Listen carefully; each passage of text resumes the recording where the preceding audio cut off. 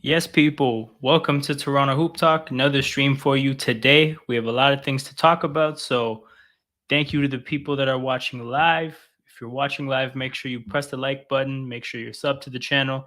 If you're watching this back on replay, we appreciate you just as much. Same applies to you. Make sure you're pressing the like button. Again, the more you engage with the content, the further YouTube pushes it to its audience, the bigger the channel gets. So, hope this channel can get as big as possible so I can give you guys the most content and you guys can help that happen. So, the first thing we have to talk about is a new signing. We have Jalen McDaniels as a part of our team now.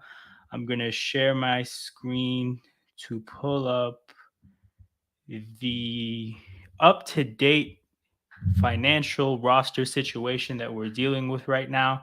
So, a couple of changes happened today. The first thing is the Raptors guaranteed Thad Young's contract. So Thad Young's deal had 1 million guaranteed and 8 million non-guaranteed.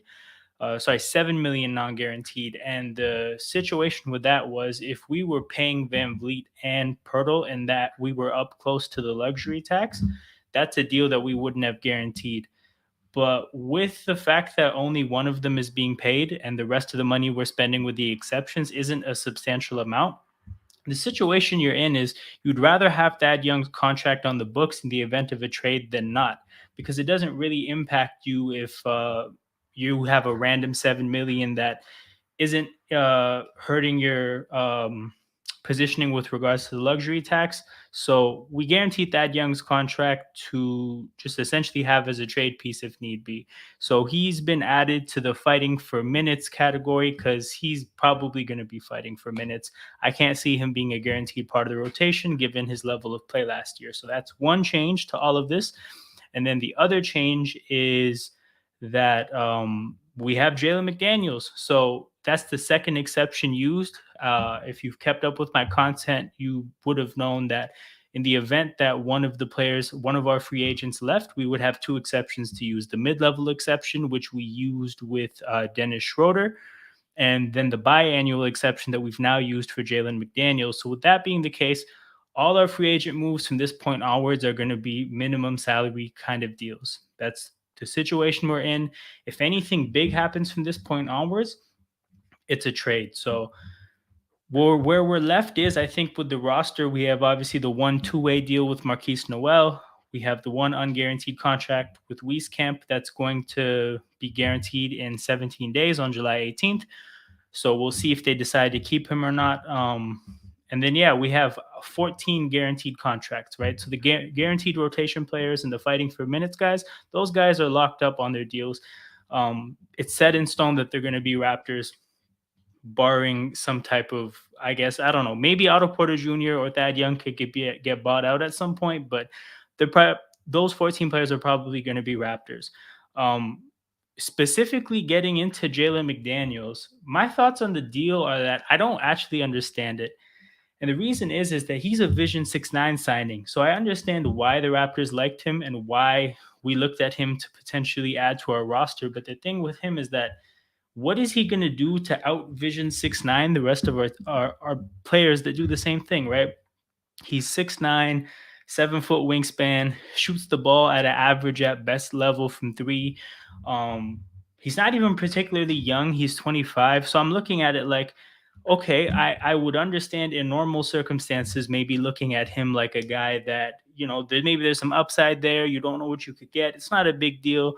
But what is he going to do to outplay Siakam, Scotty Barnes, Precious Achua, OG? You can even throw a player like Chris Boucher in terms of just being like a hustle guy, or like a guy whose role is to just be a hustle player kind of in similar parts of the court. Because like it's not like Chris Boucher is like a through and through rim protector. He's a mobile player. So like we have a roster full of guys that are basically going to do what he does. So what is he going to do to be better than them? Like he kind of has to be the best case scenario for his career has to happen for him to actually probably even play for us. So I don't really know what to think. And I know people are going to look at his contract and say, well, he got $4.5 million this year. Like that's got to be something. Like there must be some type of plan for him.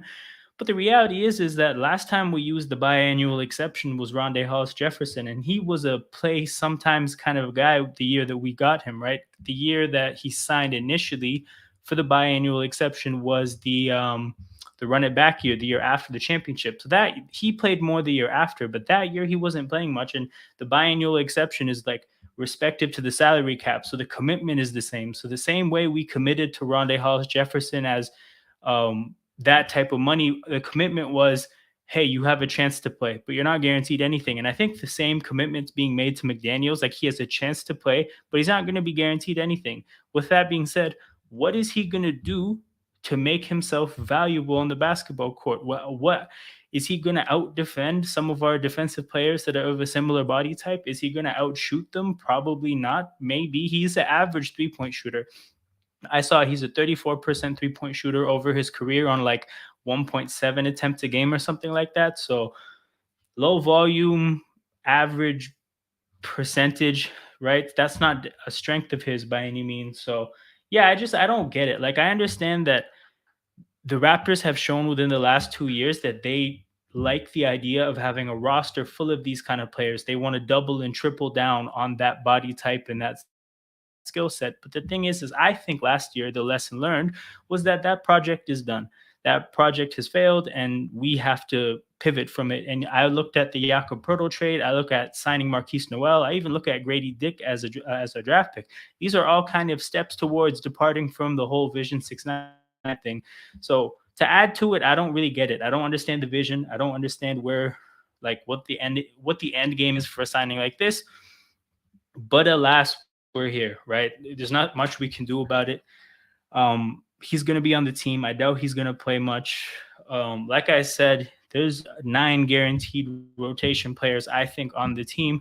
There's really only room for one more guy. And if I were to look at the players there, I think if Otto Porter Jr. is healthy, he plays, because we are at a deficit of shooting. We need guys that can shoot a basketball, and he's definitely one person that can do it. If he's healthy, he's playing. The only issue with him is that he keeps an injury on him somehow. A player like Koloko, Ross, he probably isn't going to get too many minutes. The way I look at it, I think Pirtle starting center, Chris Boucher backup center, and then Koloko basically as the player that as soon as he's better than Chris Boucher, he'll play. But that might not be this year. So even if he takes the jump, I think he's going to take Chris Boucher's spot. So you look at Porter. Porter is ahead of McDaniels, I think. Thad Young, I don't think is going to play much. Malachi Flynn, who knows what's going to happen with him? Like, frankly, just a really difficult player to call what's going to go on with him. So, yeah, I don't know necessarily how much McDaniels is going to play. And even if he does play, what is his role going to be? How is he going to help things? If our second unit looks like, let's say, Schroeder and Dick in the backcourt, and Achua and Boucher as our 4 and our 5, with that 3 spot, how do you complement those kind of players? I see the complement that Otto Porter would be. Actually, oddly enough, if Schroeder's on the bench, I really don't think there's an avenue for Malachi Flynn to play. So maybe McDaniels is kind of second in line behind Otto Porter, a player that does have a history. So that's his role. But yeah, all things considered, I don't know. We only had one basically like opportunity to sign a free agent that wasn't a minimum salary kind of free agent, and I just wouldn't have used it on Jalen McDaniels or a player that's gonna be something that we already have a lot of. So yeah, I don't know. I haven't necessarily gotten too detailed into looking at like all the other free agents options, but I have a hard time believing that this guy is just the absolute best way we could use that money. But yeah, I mean, whatever. We have another Vision 6-9 project kind of a player. He's 20, mind you, he's only a year younger than OG, right? He's not this like young prospect. But yeah, we just, I don't know, have to hope he becomes a much better shooter or something. But I have a hard time imagining we're going to get a whole lot of minutes out of Jalen McDaniels this year. So wrapping up with Jalen McDaniels, we're going to transition to the rumor roundup part of the stream. So something I'm going to try to do as often as I can is essentially just like anything that pops up on the internet in the way of a report about the Raptors, throw it up on screen and just like talk about it. So What I'm going to put up now is one of the rumors I saw earlier today. Well, let's go with this one. Let me see if I can move it on the screen better. Yeah, the bottom is kind of cut off. Whatever. We'll figure it out. So essentially, what this is a report saying that OG wants the ball. Oh, that cuts it off even more. Yeah, whatever. We can do without it. So maybe Van Vliet's exit will help create more on-ball opportunities for OG and Anunoby, who changed agencies from Clutch Sports to CAA amid ongoing questions about his role in Toronto. Anunoby told representatives during meetings with prospective agents, according to people familiar with the situation, that he was searching for greater ball handling and playmaking duties in advance of his upcoming contract talks. Without the chance in the Raptors, without that chance in the Raptors offense under new head coach Darko, there remains ongoing possibility that OG could request a trade from the franchise in the third season of his 4-year contract, which OG relayed to potential agents that he was deemed that was below his market value, but does not include a player option before the 24-25 season. So even then, there remains a roadblock of Toronto communicating what rival front offices have consistently deemed unrealistic valuations for its players, such as OG. So getting through like the big part of what this reporter said, mind you, this came from Jake Fisher. So Jake Fisher is a person that has made a couple appearances on the Raptors show with Will Liu and Alex Wong. He's also somebody who I believe he's the only person that tied us to Scotty Barnes prior to the draft. Um, that was a situation where it seemed like the whole media and basketball community was suggesting that Jalen Suggs was the pick at 4, and he's the only person that was kind of tuned into the idea that it could be Scotty Barnes. So I'm thinking he's a guy with a fairly reliable reputation, and I don't think he would be saying something that's completely out of nowhere. So with that being said, not only is his reliability something that you can kind of trust, but also this makes sense because we've essentially heard this message said in different ways for a long time now that OG, he wants to have the ball in his hands, he wants to initiate more, he wants to essentially have a higher usage within an offense. um I have a few thoughts about this. So the first thing is that, to be honest, I think the offense that Darko Rajakovic is said to be implementing is something that in a way aligns with what he wants, because there's not going to be any one player that necessarily is like a traditional point guard like a Ricky Rubio, in based on what I've heard. If you hear people unpack what like some people call 0.5 second basketball, or just generally like the concepts of team basketball, right? In a lot of possessions, most players are going to get their hands on the ball, and essentially, if you're a player that is in an advantageous situation, whether that's a matchup or you're feeling it, you're going to have the opportunity to do your thing. So, with that being the case, I have a hard time imagining that OG is going to be completely like marginalized the way he was at certain points last year with offense structured by Nick Nurse, because it seemed like with Nick Nurse, like the ball was essentially going to be in Pascal's hands, in Van Vliet's hands, or in Scotty's hands, aside from a situation where there's an injury. So you would see OG being a player that usually camping out at the 3 point line, if not in the corner, like still closer to that corner. Like he's not even like anywhere. He's not even above the break at the 3 point line. He had such a small, rigid part of the court that he'd be just like camping out at in a lot of our possessions. You'd see him making a lot of back cuts, but his role in a way was much smaller than I guess you can see he wants. So, with this being the case, I think he'll get more opportunities next year. Whether he'll get enough like to where it would justify or satisfy his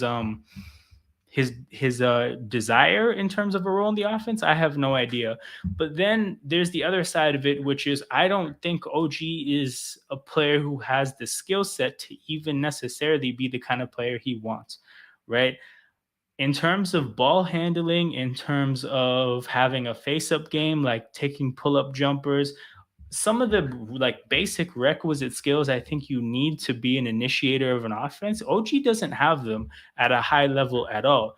Now he's had high level flashes here and there. I remember I think there was a game against Portland where he had like 24 in the first quarter and he was like the guy that day because I think somebody was hurt.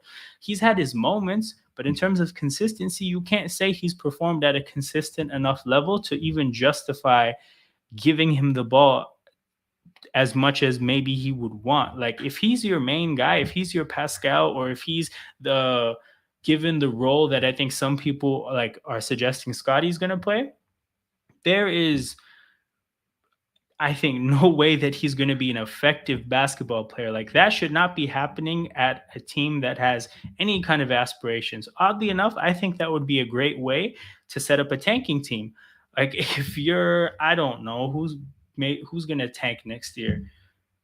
I don't know. I think a lot of teams are trying to compete. But if you're a team like Houston was last year or like Charlotte was last year, yeah, give OG Anunoby a chance to be an initiator. Give him the chance to run your offense, and he's either going to sink or swim. But on a team like the Raptors, with where we're at as a franchise and the kind of pressure that's on our coach and our front office, I don't think you can put the ball in OG's hands in this situation. Just look at it this way, right? Jobs are on the line next year, right? You can, whatever your opinion is on the Raptors, the last year plus hasn't been so smooth. So jobs are on the line. If things go really bad next year, things could go really bad for people's job perspective. So, um, with that being the case, would you bet your job on OG functioning as a first option or a second option? I don't think so. I would not bet a whole lot on OG being an effective player across a whole season on the ball with these type of responsibilities. So like the unfortunate reality is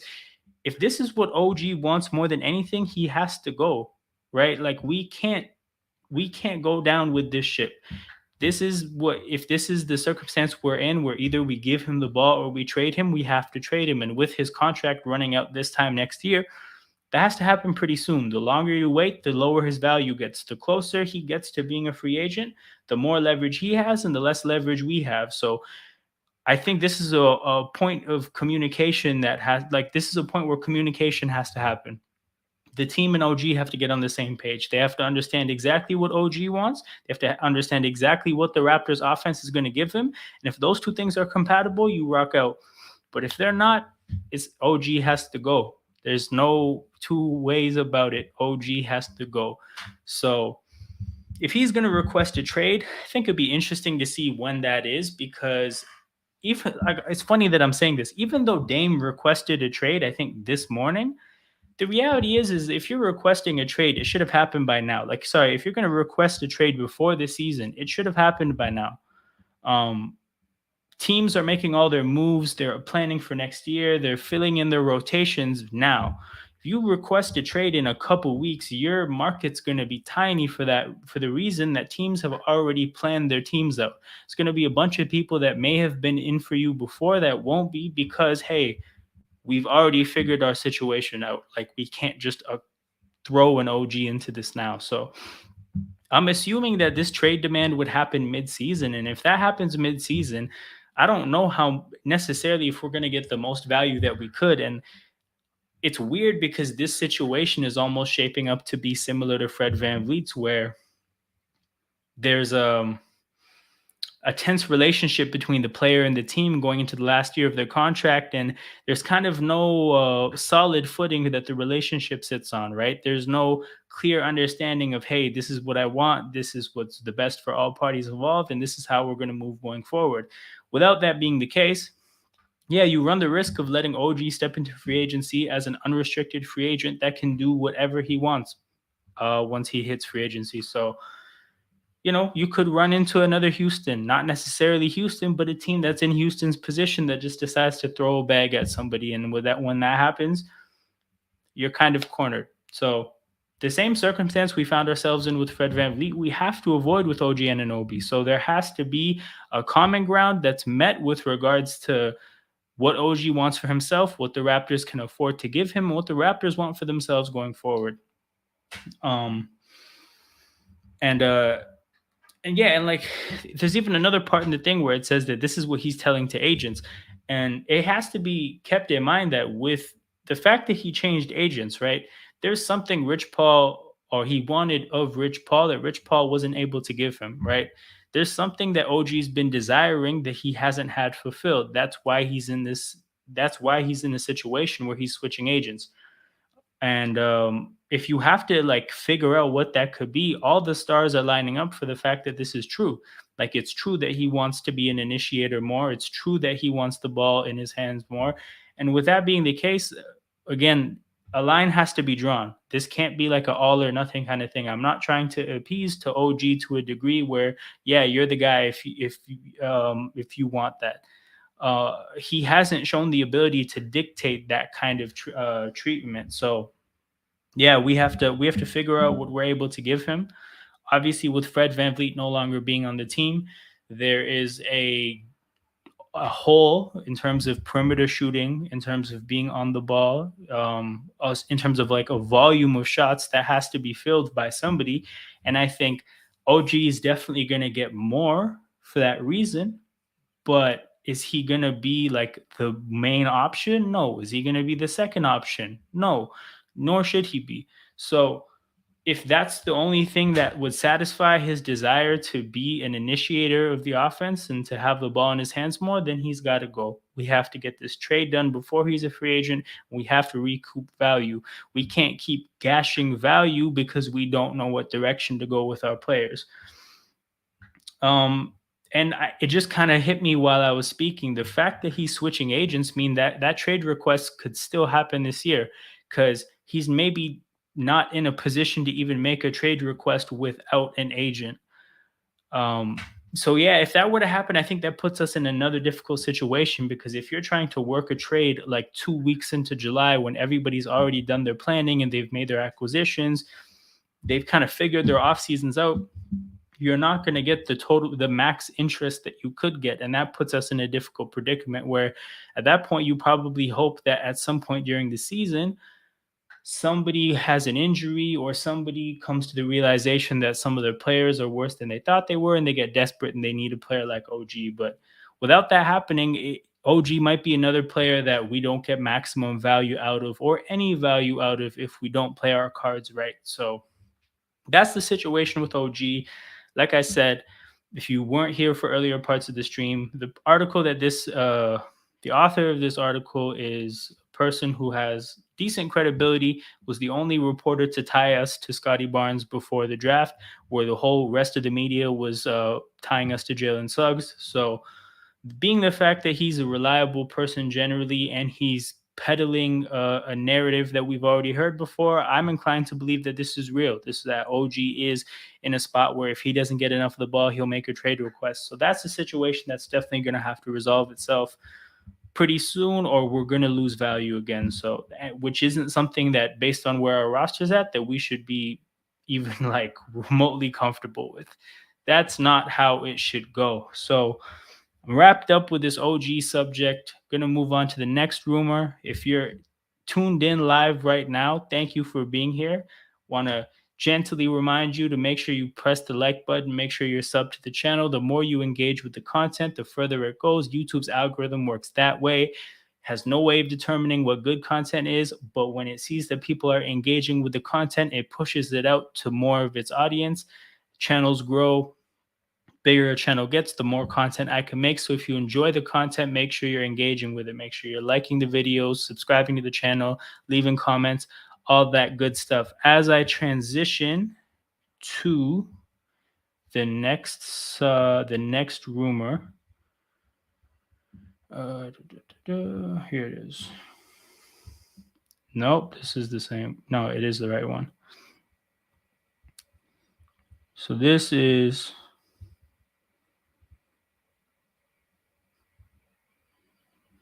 the part I wanted to key in on. So, maintaining the mindset of moving forward with Pascal, OG, and Gary Trent Jr., the Raptors still believe they have what it takes to compete in the Eastern Conference. They knew bringing back VanVleet was not going to be an easy task, even though they lost him to the Rockets. Schroeder is a player they truly believe in as their primary ball handler in the backcourt. So, this is something that I guess like you could figure out based on a lot of the other moves that we've made. So it's not like some breaking news or something alarming, but the reality is that this is just such a consistent message that nothing seems to be deterring the front office from peddling out the fact that hey, we're not that far off from the top teams in the East and we can compete with them. That's something I have a pretty hard time. I have a hard time looking at that because the things you would have to accept as true to like believe in that idea are essentially like really drastic ideas. So if you think that hey, we're actually not that far off from the top teams in the East, you have to believe a few things. You have to believe one, that Nick Nurse did such a bad job last year that getting rid of him was a positive, right? That added to our cause by getting rid of him. And Darko, being a good coach, is adding more. So we're essentially going to get much more from our coaching situation. That has to be believed if you think this is true. And then the other things you have to believe are that the style of basketball that we play that kind of compensates for the fact that we don't shoot threes is something that is going to like it's going to work when it failed last year. So what I mean by that is that because the Raptors don't have a bunch of threes in their or like a bunch of three-point shooting ability in their rotation, they have to do things like crash the offensive boards, get turnovers to get out in transition to maximize the amount of transition possessions you get and be really effective at the rim and things like that. And 2 years ago, that formula kind of seemed like it had potential for working. Last year, I think that formula miserably failed. So, being that I think that we're doubling down to that idea because we lost Fred Van Vliet, but we gained Grady Dick, which even though there's Grady Dick's a young player who's obviously going to have parts of his game outside of shooting that aren't polished yet and aren't ready yet, in terms of shooting a basketball, you could probably do what Fred Van Vliet did, right? So if you say that's neutral, and you look at our other additions, Jalen McDaniels, Dennis Schroeder, not really players that have a reputation for being good 3-point shooters past like league average, right? Like they're league standard 3-point shooters, but nothing beyond that at best. So with that being the case, we still have a lack of 3-point shootings. If you think that we're gonna be good while not having a lot of 3-point shooting ability, you think our old formula for coping with a lack of 3-point shooting ability is going to work. And you believe it's going to work immediately after it miserably failed. Again, that is a very bold stance to take. Like the point I made earlier about the coaching and us basically getting a really big boost from our coaching situation, that's a really bold stance to take, right? And then, yeah, you have to think that Scotty Barnes essentially is going to take strides in his development of like basic skills, which that is not as bold of a stance to take. But um, the reality is you put it all together and you see that the idea that we're good enough to compete is built on like the foundation of a lot of really bold stances, right? Masai Ujiri and Bobby Webster are acting like they're the smartest people in the room because a lot of people don't believe in in the bold stances that they're taking. A lot of people believe that hey, developmentally, our players aren't gonna just all of a sudden get good. Maybe in the long term, yes. So maybe Gary Trent in a few years is going to take strides that make him a much better player. Same goes for Scotty Barnes. Same goes for Christian Koloko. A lot of our younger players, like the development is going to happen over years over years. The idea that it's going to happen overnight, I don't think a lot of Raptors fans believe that. The idea that Darko Rajakovic is going to be a coach that his coaching output is going to be so much better than Nick Nurse's last year. I think people hope that that's the case, but there's not enough reality to actually look at and say, okay, I can say factually that that's going to happen and that's the case. So being that a lot of people don't believe in the bold stances that Masai and Bobby Webster would have to be believing in, they're basically acting like, well, you guys are wrong, but we're right. Like we're smarter than all you people. So, with that being the case, that's my big thing about next year, right? I think next year is going to be a really, really big season in terms of evaluating Bobby and Masai. While a lot of people are looking at what they've done and they've already made their evaluations to say, hey, they've messed up quite a bit. They're making mistakes. They're getting things wrong. And that's like a judgment that people have already reached. I'm at a point where I'm like, well, they're acting like the smartest people in the room. Next year will determine whether they are or they're not. Like if everything goes the way they expect it to go next year, the reality is, yep, they know better than us. And they deserve credit for being right. And you have to just trust their vision from that point onwards. But if they're not, if they're not right, if things are similarly bad next year, if we're a 9-10 seed and we lose a play, like if things just go bad again, the reality is it makes them more wrong. And it makes a series of decisions they made prior to this year also wrong. And now you look at their resumes and you see a pretty extensive history of getting things wrong. So, with that being the case, this is like it's a big season in terms of making assessments on them, and for them it's like all your chips are in the middle of the table. For people who aren't familiar with poker references, that just means that you're betting everything. They're betting everything on this year, that the shots that they've called are going to hold up being true. So that's my thoughts on the moving forward part of things. The couple other things I want to talk about pertaining to this specific report is that the person included Pascal and OG to a list of 3 players as almost like a foundational core for our team next year. Now, one of those players, Gary Trent Jr., has already got a contract sorted out, right? He had 1 year left on his deal initially. Like this upcoming season was the last year on his deal. That's the same situation that Pascal and OG are in. They also have 1 year left on their deals, but Gary Trent Jr. got a deal done. Is this kind of foreshadowing that OG and Pascal, the intention is to pay them the same way? If that's the case, the thing I don't necessarily think you can make the same is that Gary Trent Jr. could be extended because his contract extension is going to be of similar value than the contract he was on before. And what that means is that within the CBA's like extension rules of only being able to extend contracts up to a certain percentage higher, it fits, so you can get it done. Pascal and OG are going to get pay raises that are much higher than what's allowed. So we can't actually get a deal done with OG, I believe, for this reason. And with that being the case, OG is going to be a free agent. He's going to be an unrestricted free agent. And once that happens, you've relinquished any leverage or power. Everything is up to his whim. And with that being the case, are we sure OG is going to re-sign, being that he's taken issue with his usage in the offense for so long? Like the 1 year, like this upcoming season has to be so good that it turns around a lot of his concerns that he's had up to this point. So I look at it and I'm like, is this the same kind of naive thinking that put us in in the situation we were in with Fred VanVleet? Like, are we kind of just assuming that we're going to be able to keep it pushing with this core? Because I don't think it's a guarantee that OG resigns. Based on the last rumor I went through earlier in the stream, I feel like he'd only resign if he gets exactly what he wants here, and that's financially, but that's also his role in the offense. So yeah, that's just something I had to talk about. Was I think Pascal has pretty clearly established that he wants to be here long term. So taking for granted that you'll be able to get him under contract is fine. OG though, like if they're presenting these 3 players as a core going forward, OG, I don't know. It's tough. I just think it's another bold stance to just assume that if you want to pay him, you'll be able to, because he's an unrestricted free agent who can leave if he wants to.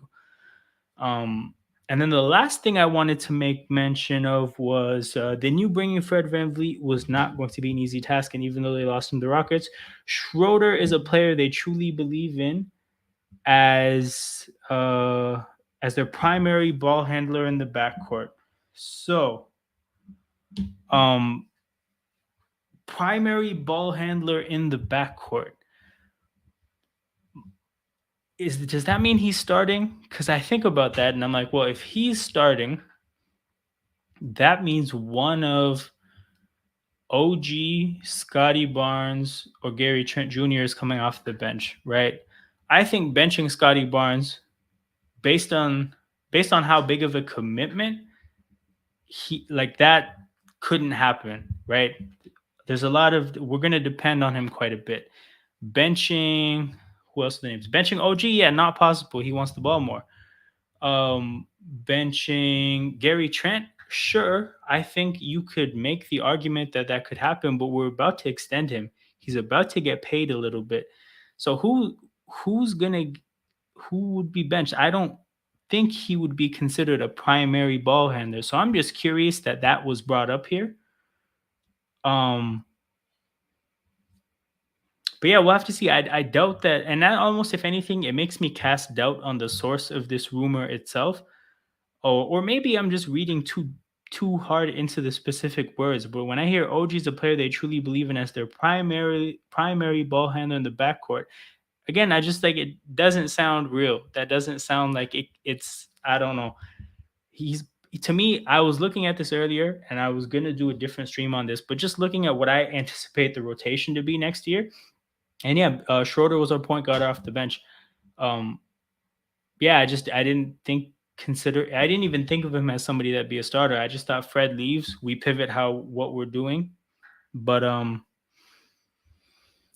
yeah, we'll see. So for the people who don't know, this is Kenyon. Van Hoot is Kenyon. He was on the stream yesterday. We have a better bench, but we'll still need to shore up depth.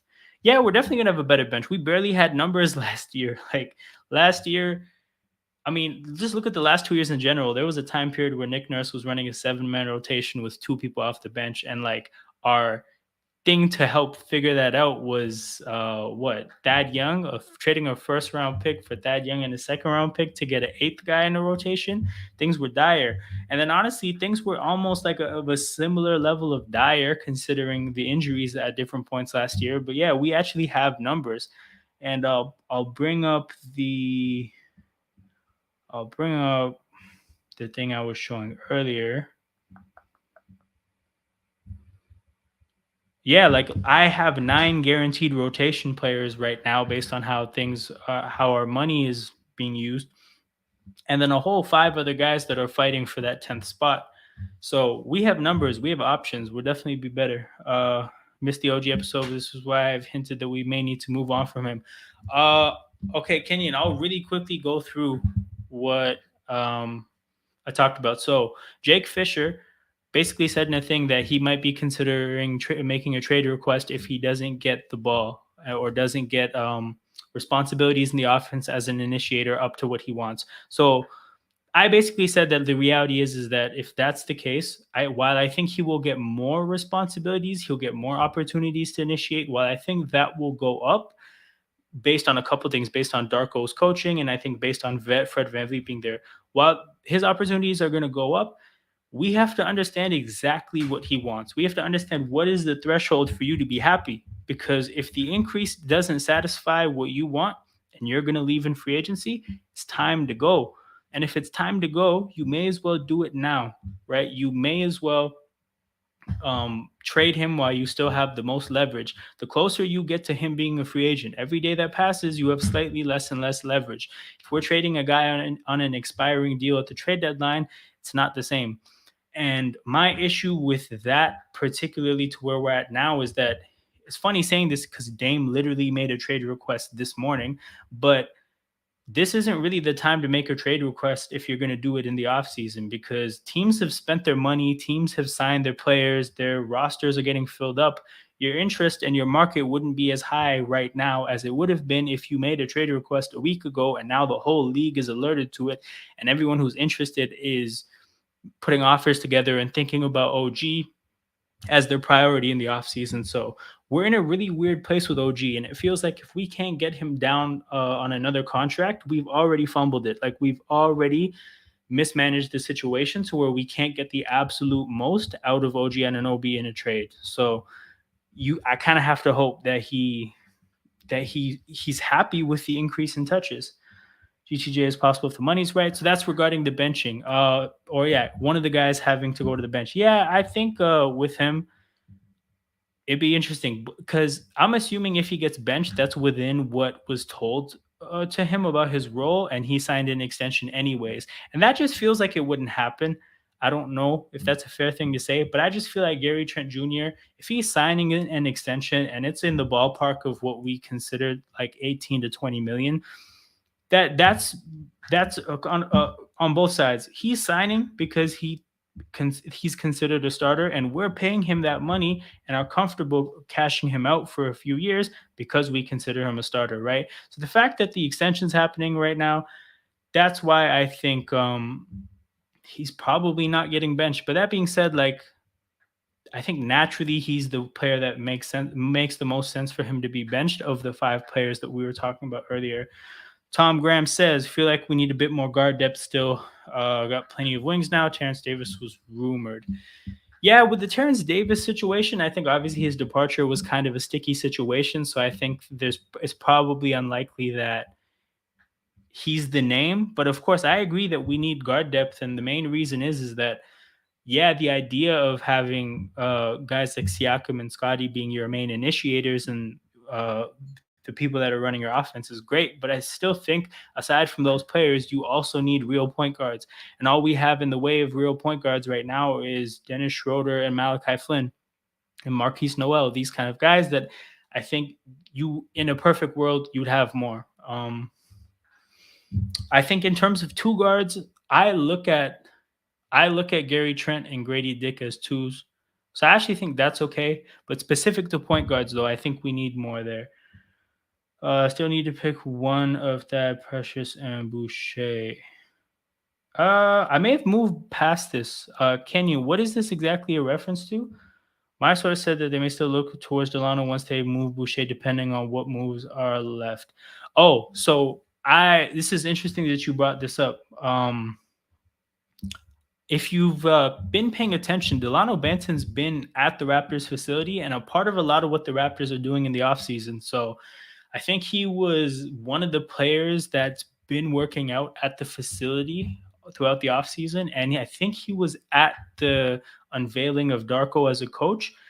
And there was something else. But basically, he's been around. And for him to be around, I think what the plan is they're probably going to give him like a training camp tryout contract, right? A deal that is probably minimum salary, 1 year minimum salary, completely non-guaranteed, or like a low level of guarantees. And I think the beneficial thing there is that he's played 2 years in the NBA with the Raptors. If we extend him for 1 more year, and let's say he has a breakout year, right?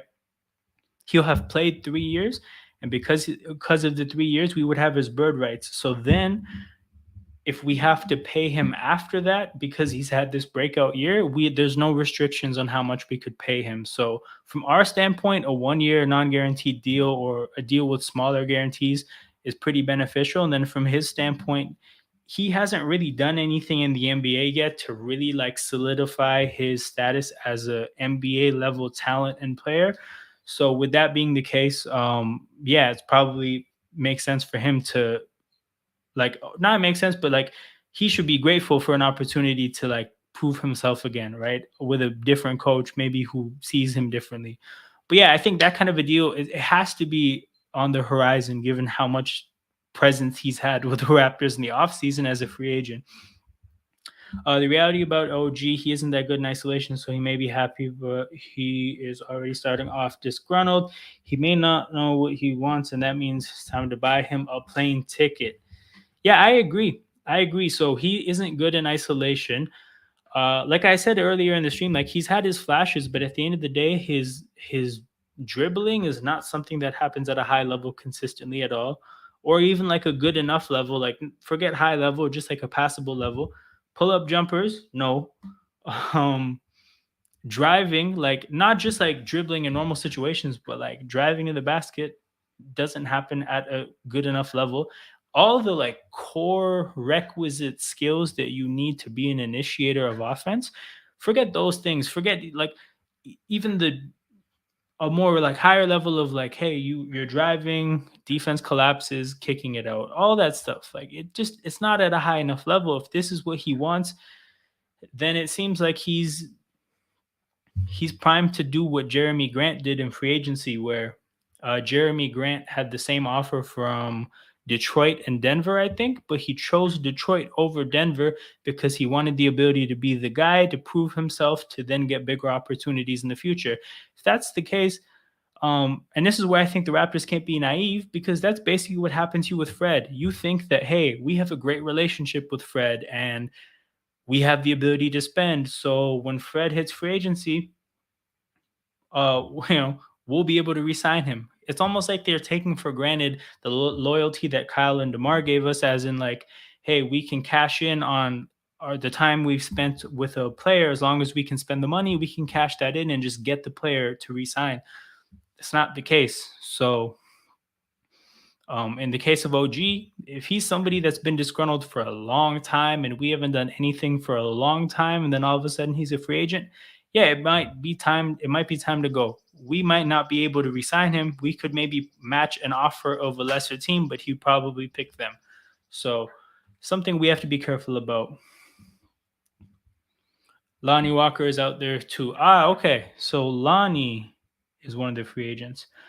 I wasn't familiar with who the free agents are. Actually, I'm going to pull up a list of free agents right now and we can go through them together. Just bear with me, people, while you're here. If you have tuned in recently, I did a few things. I reacted to Jalen McDaniels. I reacted to a rumor about OG wanting the ball more, and I reacted to a rumor about us wanting to compete next year. Make sure you go back and watch that if you tuned in late. If you're watching the replay, thank you for catching the replay of the stream. Make sure everybody's pressing the like button, subbing to the channel, leaving comments, all that type of engagement. That type of engagement helps the growth of the channel. YouTube's algorithm does not know how to figure out good content from bad content. So when it sees that you're engaging with the content, it pushes it out to more people. More people means the channel gets bigger and I can afford to do more and more content. So if you enjoy the content, make sure that you are supporting the content and engaging with it. All right, so I got a list pulled up.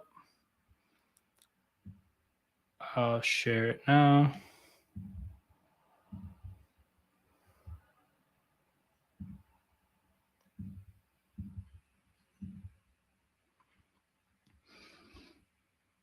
So what I'll do is I'll have it at the guard position. No, I think it's as is. It's organized by AAV. All right, so it's not even that many people. So we can go down the list. We have Eric Gordon at the top. I don't think he would ever. I don't know. Minimum salary player, like he wouldn't sign for us. He was probably looking to compete, so that's not really an option. Malik Beasley, Will Barton, Lonnie Walker, Hamidou Diallo, Kendrick Nunn, Corey Joseph, Ish Smith, Romeo Langford, Terrence Davis, George Hill, Matisse Thybulle. He shouldn't even be. He should not be considered a guard or a basketball player. Wes Matthews, Austin Rivers, Matthew Dellavedova, Raul Neto, Rodney McGruder, Aaron Holiday, Theo Pinson, Svi is on this list. Frank Ntilikina, Michael Carter Williams, Javante, Jalen Noel. Yeah, okay, that's even just anybody who made money last year. These guys are all two-way players. So yeah, if you're in the chat right now, let me know if there's any names here that you're particularly interested in. I know Kenyon was already talking about Lonnie Walker. I've loved Lonnie for a bit. He would be really nice. Yes, so I remember when he was a rookie, I was watching a summer league game. The Raptors were playing the Spurs, and he was cooking our summer league team. He was so good, and that's just the kind of player he is. Like he's a get buckets and bursts kind of a player. We saw it, I think the Lakers, it was against the Warriors. He had a fourth quarter where he scored like 15 points. So this is a big moment, playoffs season on the line, and he showed up. So he's a player that, if anything, like I would like to have that kind of an option where he's not necessarily a steady part of the rotation, but he's somebody that if you do call upon him, you have a chance to get points, because that's the most you can ask for, right? If you're getting a guy on a minimum salary, you're not looking for like you can't reasonably expect consistent NBA skills at a high level, right? If you have a guy that has a chance to give you 15 and a quarter, you take that. Tom Graham says Kendrick Nunn maybe. I think with Kendrick Nunn, I think the point there was it would be a gamble, because like he was good enough to get $5 million at one point, and then his knees just went to shit. So I don't know really where his progress has been at. Hold on, let me Kendrick Nunn stats. I don't even know how much did he play last year. 2022, 23. He played 2 games last year. He played in 2 games. Oh no, sorry, he started 2 games. He played 70 games. Oh, okay, all right. How did he shoot from three? 35% on 3 attempts. Why not? Why not give him a chance? Again, we're talking about minimum salary guys. We're talking about guys that are just like a hope and a hope and a prayer of production in spurts. And if Kendrick Nunn is a person that's also added factor being he's looking to bounce back for something from a setback in his career, you have the benefit of having a player that's extra motivated and looking to get the absolute most out of the season. So maybe that would go in his favor. But as Tom says here, slim pickings for sure. Um, yeah, I'll like that being said, this is what going to be the 15th person on the roster. And then another thing to consider too is if you've kept up with Raptors rosters over the last few years, they almost never go into training camp with 15 guys that are locked in, guaranteed contracts, and they're just going to be there for sure, going to be on the team for sure. They normally leave 1 to 2 spots at the end of the roster that a bunch of players on unguaranteed deals compete for. So, like, I remember, I think Sam Decker was one of the players that won a competition. There's always been training camp battles. So, being at a point where we have 14 guaranteed salaries and 14 guys that are almost locked to be on the team, uh, then there is a 1 spot left, and that corresponds with how they've gone about training camp rotations. So there might be a competition for the last spot. I'm gonna go back to our kind of off-season tracker page that I've been keeping together. Okay, so none of this includes Ron Harper Jr., who we still have rights to, who has again also been working out, Delano Banton, who's been working out, and then Jeff Dowden, who not only has he been working out for the Raptors or in the Raptors facility, he's in the background of a whole lot of stuff that they do. So I'm assuming that Jeff Dowden, Ron Harper, and Delano Banton all get contracts and are all as a part of the competition for either the last spot on the roster or the second two-way spot. So if you look at it from that standpoint, right? 15 guaranteed players, 1 2-way. Sorry, 14 guaranteed players, 1 2-way. That's 15 guys. You add 3 more of the names that I mentioned. That's 18 guys. If Joe Wieskamp is a player that they choose to keep as a part of the battle, that's 19 guys. There's literally just 1 spot left. Like there's one single player that we would add to all this that we're not familiar with already um, to this situation. So with that being the case, like you're literally talking about the last guy on the team, right? This is not something to have the highest level of expectations for. And the reality is that you could very well sign a Kendrick Nunn and then his knees just do what his knees do. And now Jeff Doughton's winning the competition or Delano Banton wins the competition. Jeff Dowden probably gets a shot. Yep. I think like, there's no way he's been working out there all summer and they're just going to do nothing for him. But yeah, I mean, who knows? It could be Ron Harper Jr. Like he's the player that what stands out about him in comparison to everyone else is just that literally he's the youngest and he's had no shot compared to guys like Delano Banton and Jeff Doughton and players that have played in the NBA a lot that would be the free agents. So he's the player that we know the least about and who's the youngest. So like you can project the idea of potential onto him, which is honestly like that's an asset if you're a young athlete, right? You're just a board that like these management teams can project the idea of potential onto, and he might be the 15th spot because they could look at him as a developmental guy for the future. So oddly enough, it's Canada Day. It's July 1st, and the Raptors offseason is almost done. And if anything, that's what gives me the belief that no, it's not this simple and this quick. Like a move is coming. And everything I've talked about as far with OG in particular to his potential for a trade request, his own issues and what he's looking to do next year and looking to expect next year with all these things like a OG trade just makes so much sense. Just I'm just frustrated with the idea that this offseason is basically over. Obviously, there's still some free agents left, but teams have already made their moves. We're not going to get the most out of OG as we could. So things have already kind of like it feels like the ship sailed in that regard. So I don't know. We'll see. Maybe there's a team that would part with a lot for OG. Rondé Hollis Jefferson's brother is legit, so may want to keep him for that reason. Who's his brother? Oh, Rondé Hollis Jefferson. Wow, that's such an association. RHJ. So Ron Harper. Oh, wait, is this Ron Harper Jr. or Rondé Hollis Jefferson? Kenyon, I need some clarification. Um, his brother's legit. Regardless of who it is, I'm actually not familiar with either of their brothers, so I don't necessarily know who this is, but we can look it up, I guess. But yeah, if there's any other names you guys can come up with, we can have a little discussion about them. Otherwise, I'm probably gonna wrap up shortly. There's 10 people watching live. Now there's 9. A person just left as I was saying that. But yeah, Ron's brother is a top ranked high schooler. Really? Okay. Uh Okay, so it's kind of like a Thanasis Antetokounmpo situation. All right, it makes sense. Makes sense. Makes sense. We'll keep the brother around to appeal to the other brother. That didn't really work for us. Too tough in the Champagne situation. You know, we kept the brother around and then didn't even draft the other one. Um, Ron's brother's a top ranked high schooler. Yeah, okay, we'll keep an eye out for that one then, and we'll give Ron Harper Jr. the 15th spot on the roster. That's the honorary Thanasis spot on the roster. Um,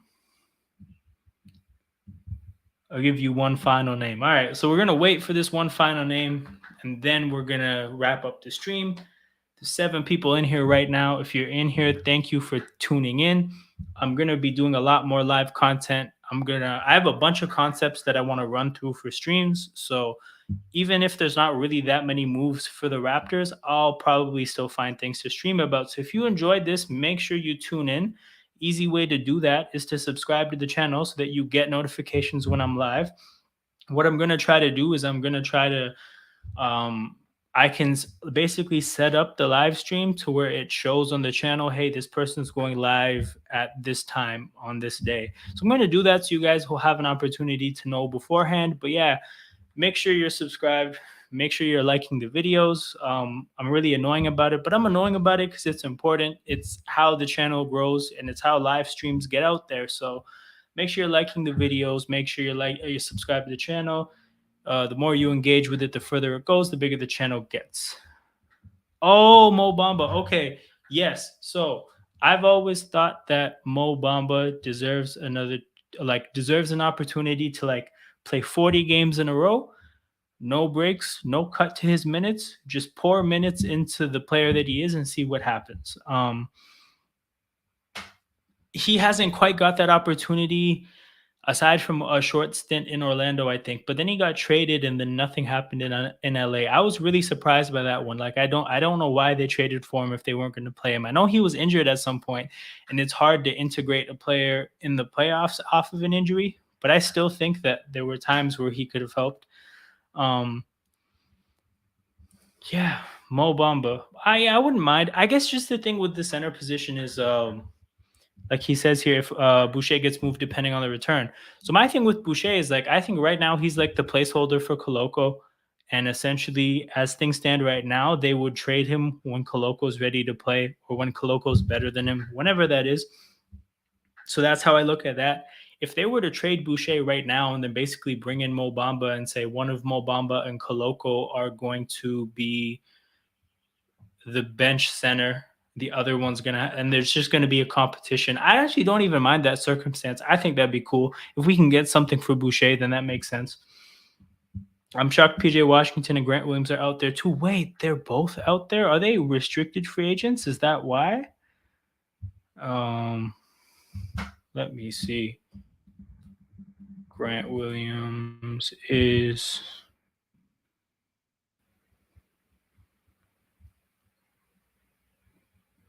Wait, it doesn't say here. If anyone in the chat can get the answer out there quicker than I can get to it, are they both restricted free agents? Because if so, that happens with restricted free agents quite a bit. Like their free agency takes longer than you'd expect because they're not really in a position of leverage. So if they're not happy with resigning with their old teams at whatever they want, yeah, I think they're both restricted free agents. Oh, PJ is a RFA. Grant is not. Wow. Okay, so here's the thing.